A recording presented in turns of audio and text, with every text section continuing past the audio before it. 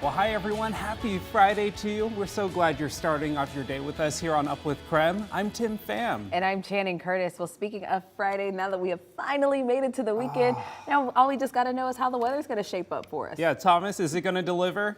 It's definitely going to deliver, especially if you just want to get rid of some of that ice that's just been lingering around. Oh, it snowed last Saturday morning, and there is still some black ice on the ground, pretty much because of that Arctic weather we had at the beginning of the week. But each and every day we've gotten a little bit warmer, and that once again includes today. You might be stepping outside saying, I'm not feeling it just yet, but it is in the 20s, which is average for the inland Northwest. It'll be the afternoon when we hit the 40s is when it will feel a lot better outside. There is a chance for some light rainfall by later on this evening, but I'm not too terribly worried about that. Instead, we'll just see those temperatures climb into the 40s by the afternoon hours for the first time in a while.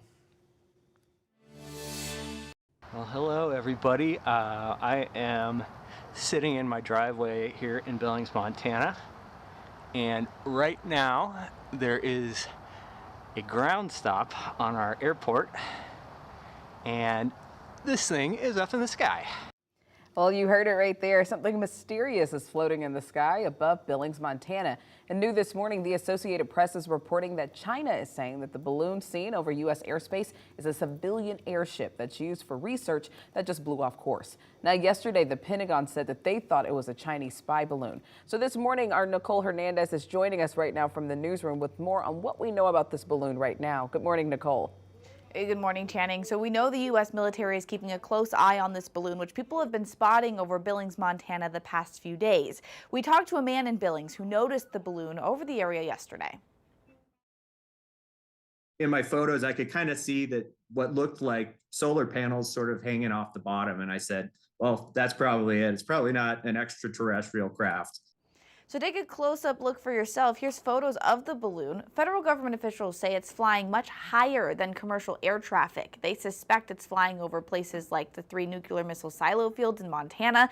The U.S. military sent fighter jets near the balloon, ready to shoot it down if the White House gave the orders. But the White House decided not to shoot it down because the debris could have hurt people on the ground.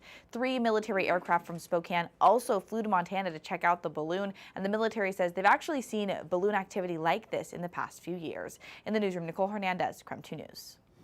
Now, according to CBS News, a U.S. official says they've been tracking the balloon, and they've done so ever since it entered the country's airspace a few days ago. A defense researcher says incidents like this have happened before, but they've never lasted this long.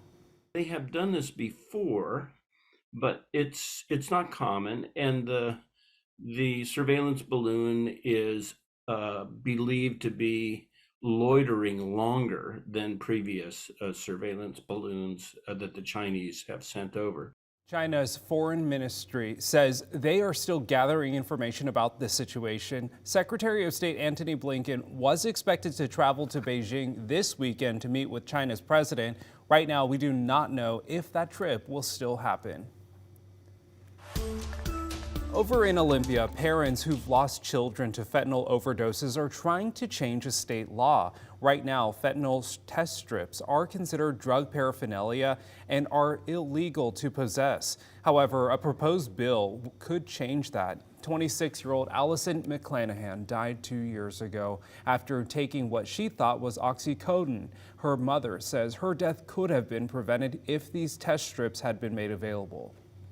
She loved life, and had she have known that this was a possibility, that this one pill could take her life, she would not have taken that pill. I know that. Only 2 clinics in the state are authorized to give these strips out, and both of them are on the west side of the state. Social media posts are circulating with claims that a shopper at the Airway Heights Walmart found her car door handle wrapped in paper laced with fentanyl. It's been getting a lot of attention, so we want to be very clear right now. Those claims are not true. It didn't happen. However, people overdosing on fentanyl is a serious issue here in the inland Northwest. So our Mark Hammerhand set out to verify.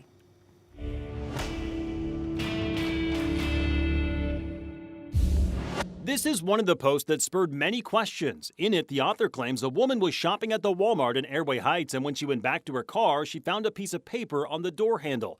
The post goes on to claim that police tested the paper and it was covered with fentanyl. So did this actually happen? Let's verify. Our sources are the Airway Heights Police Department, Walmart, and emergency room doctor Merdad Edesame.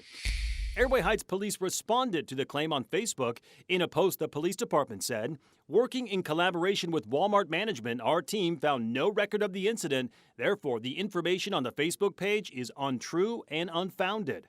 Airway Heights police point out that fentanyl is one of the deadliest drugs on the market. Officers take precautions with illegal drugs, and anything questionable would be sent to the crime lab to be tested. Furthermore, while fentanyl can come in a patch form, the version that's available on the drug market is not absorbed through the skin. Fentanyl is something that people do use illegally, actually, to overdose for recreational purposes. But this is not one of those things. And it's not one of those ways that you will overdose by grabbing a shopping cart or going to your car. So we can verify claims about fentanyl found on a door handle in Airway Heights are false. If you have something you'd like me to verify, send me an email at verify@krem.com.